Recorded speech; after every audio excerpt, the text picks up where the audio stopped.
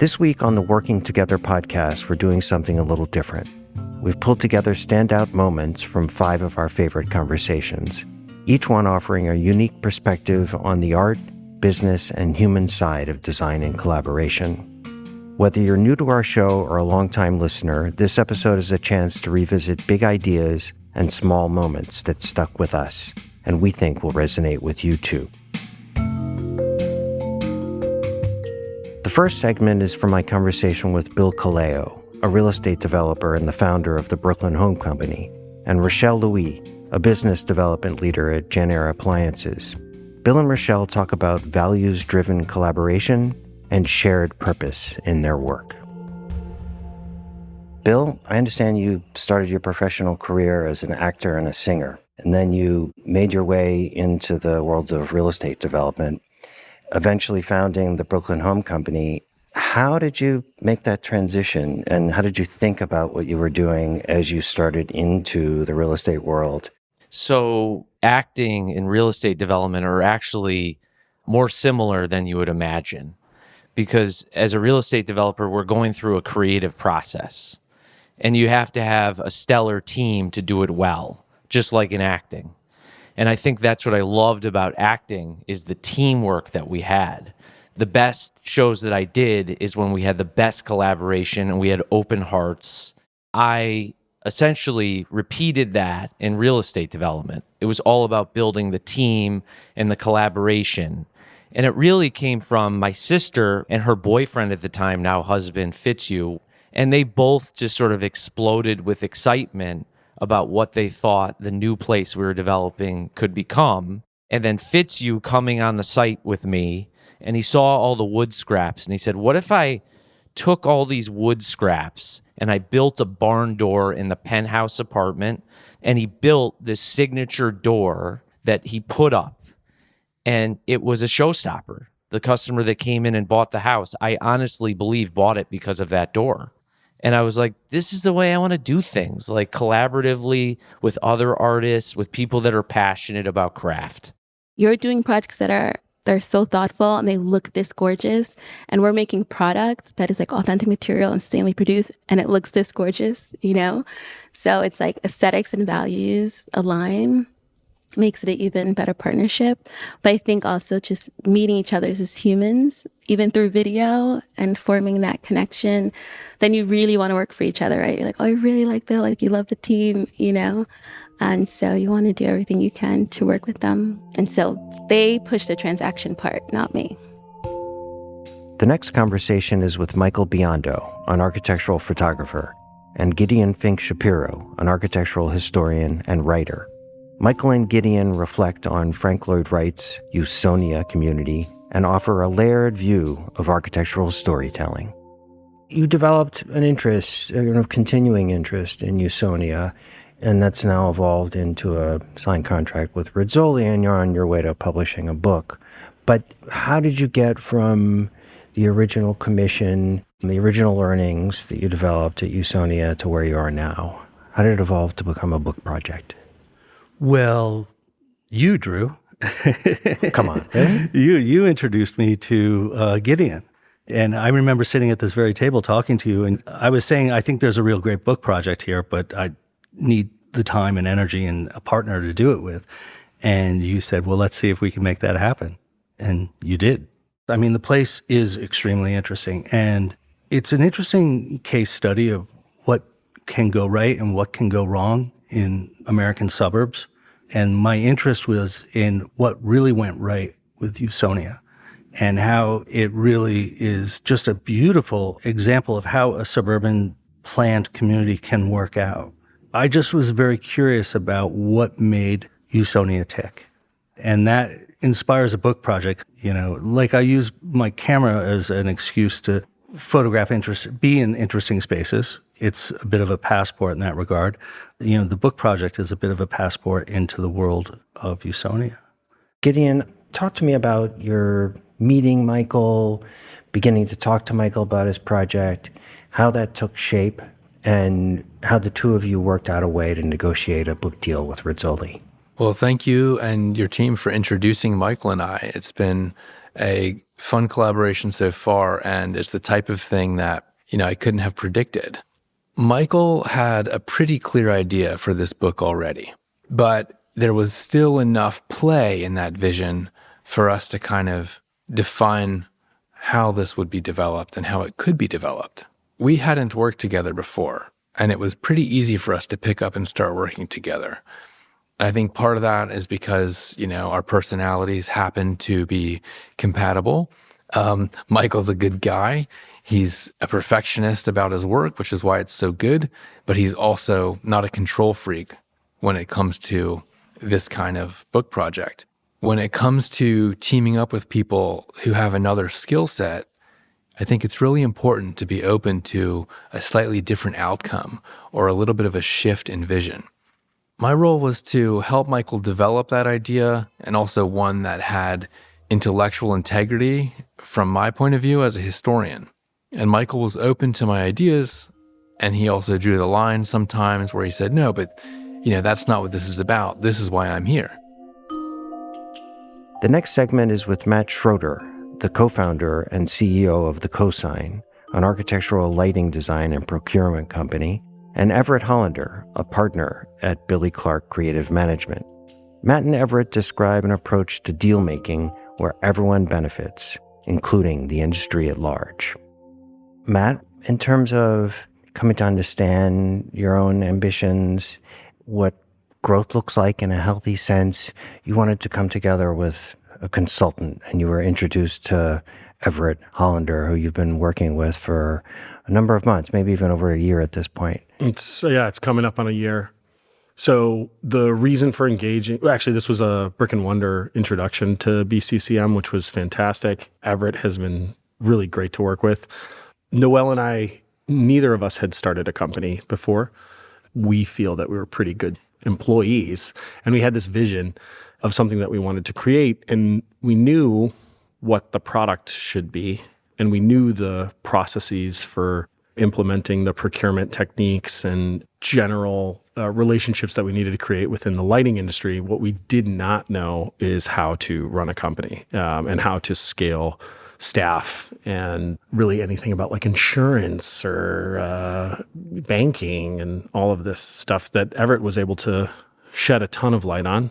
What was, I think, really compelling about the way Everett and BCCM spoke to us was we were leading the culture, right? We were in command of how the company looked. They were very clear on how to give that amoeba structure, right? So how to scale something, how to create a company that's primed for scale, where because you've thought about the structure before you enter into scale, the roadmap is already created and you're just adding more personnel in various roles. It took us about 6 months to create something that we're happy with, and thus far it's going to be tested this year, that's for sure, because we're going to start to ramp up hiring and marketing. And we actually dated for probably a few months before we officially started to work together. And dating for us looked like a few introductory phone calls where really the first thing that we did together was formulate an opinion about what they wanted an outsider's perspective on. Noelle, of course, lives here in New York, so we were able to meet face to face. And in the course of those conversations, I understood a few things about the Cosign. And the first is that fundamentally, they were sort of radically approaching their business and the industry that they worked in differently. And as a result, were very open-minded and eager to be challenged by someone like me. Secondly, I understood how quickly they were going to grow if they were to succeed, and I believed in their success. Next is a segment from my conversation with Walter Hood, a landscape architect based in Oakland, California, and Mark Robbins, an architect and leading voice in government, academia, and professional institutions. Mark and Walter explore the power of public memory, empathy, and design that honors collective experience. Walter, I want to begin with you by asking about the notion of freedom. What does this spark for you? God, when I think of freedom, immediately comes to my mind a project that I worked on a few years ago called Freed, F-R-E-E-D. In the context of the U.S. and I guess my research and my work, everyone looks at freedom in a different way, and particularly in the American context. How some got here was through this idea of freedom coming from somewhere else and then being welcomed in. Others were freed. Others were never freed. So it depends on your point of view, where you're coming from, how one looks at it. Collectively, I don't think there's one freedom. What about for you personally? Freedom for me means choice. I saw the more choices I had, the more opportunities I had, which to me freed me from the singular. And very early, I recognized in my community that those who went off into a learned experience, they came back with more opportunities. Even those who went off to the military in my neighborhood came back with more opportunities, choice, versus those who stayed and could only do one thing. They always had to do one thing. You know, I think of my grandmother, her generation, one choice, no choices actually. My father, maybe a couple of choices. And then myself, a multitude of choice and opportunities. So that to me is where freedom comes. This ability to have opportunities, to think something and then act to it, to give people choice and opportunity. What does that look like? Tell me more about that. That looks like when I go to a space and I see people doing something that I never imagined. That meant that somehow I impact something and allowed them to have choice. You know, we have programs. Right? This has to happen. This has to happen. This has to happen. But the best part of design is where you leave those opportunities for people to find themselves, see something else in the work, and then act on it. And in a way, it liberates them. I know you initially met Walter Hood at the American Academy in Rome. Among the places that you've traveled with him are communities and worked together in opening up dialogue and building trust. Tell me about how you came together with Walter and some of the work that you all have done together. Well, Walter's become a very, very good friend. Walter is a landscape architect. I was an architect, but doing non-traditional installation art about the histories of site and place. And he was the first one I invited in to look at these first tentative sketches that I was doing. And Walter at that point had also begun doing watercolors and paintings. So we were both designers, not working in traditional ways. So we had this affinity for each other. Walter looked at the sites of his operation as very, very complex. But he actually looked at the practices that people brought with them into space and thought about how his interventions, how his work could interact with activity on the ground. You know, if you find a place where a lot of guys are washing their cars and their mates are hanging out because they're watching the kids, but they can be with their husband and the children, instead of saying, no, washing cars is not something we do in parks, using it instead as a focus or as an element that you understand and you enhance, bringing more people to this place, bringing greater density, and saying, I've understood something about the way you live day to day, and hopefully my design elevates that and makes it into something which reinforces group activities and the family and all the kinds of things that we respect. And the final segment is from my conversation with Robert A.M. Stern, a celebrated architect, architectural writer, and the former dean of the Yale School of Architecture, and Melissa Del Vecchio, a partner at Robert A.M. Stern Architects. Robert and Melissa discuss their evolving practice through mentorship, partnership, and a legacy of thoughtful architecture. I mean, it sounds like, integrated into the culture is humility too. It's interesting, right? Because, Bob and with his external persona doesn't necessarily project a humility, but presumably there is a strong sense of humility that's there. It comes through in the culture at large and, in this dynamic of curiosity and, the importance of asking questions. In essence, saying, I don't know this, I better go to the expert, right? So, yeah, tell me a little more about that. Humility is really a good word for it. It's really thinking about how the buildings are going to be used and what role they're playing in the cities, towns, and campuses that make up our world, right? Sometimes a building needs to be the star player or the diva, and sometimes the building is the chorus line member, and sometimes the building is the seat in the audience, right? I mean, all of those roles go into making a city. Sometimes you need backgrounds that's for street life and community, and sometimes you need places that draw people together, and each of those things has a role. And so I think that when we talk about context, it's not always about the style of the building. Sometimes it's really more simply about the role that that building needs to or wants to play in its place, either in a city or on a campus or in a town. And some architects, I think, separate themselves from that. They say, oh, I'm an architect, I'm not an urbanist, I'm not concerned with those issues. Maybe because I went to Notre Dame, where all of those things are considered to be completely enmeshed and important to be considered together. And maybe because I had Vincent Scully as a teacher who was, instilling in everyone the value of really carefully observing what's happening around you and understanding how that all contributes to the life of a place and the life of a city. But those things are really important to me, and I think they're really important to everyone here at the firm. Yeah, thanks for that, Missy. Well, I do want to ask you more about Melissa Del Vecchio. She was a student at Yale who you hired.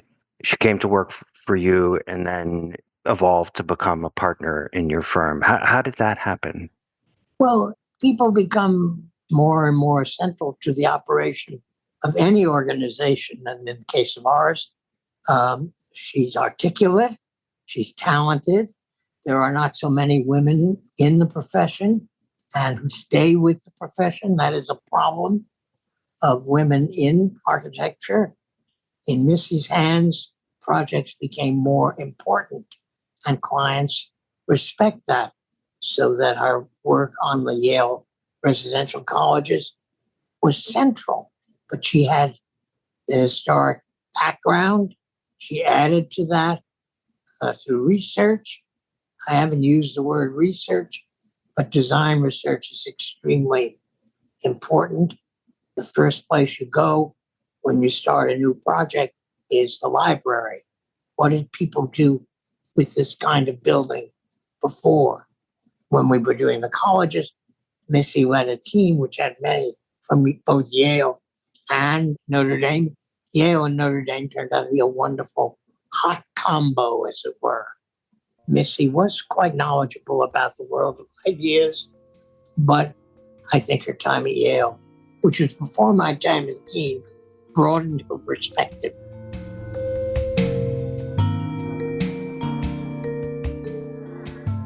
Thanks for listening to this special compilation of Working Together.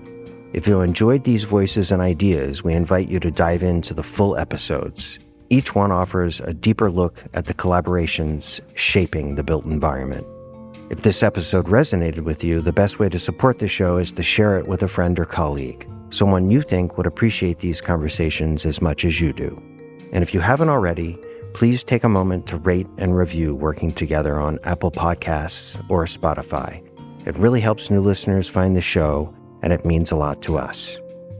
Thanks for being part of the conversation, and until next time, keep building, questioning, and keep working together.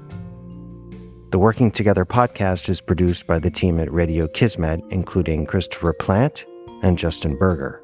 The production and editing staff also includes Brick and Wonder team members Ed Thompson, Carrie Potter, Roya Osuli, and Amanda LaFontaine. I'm Drew Lang, and you've been listening to the Brick and Wonder podcast.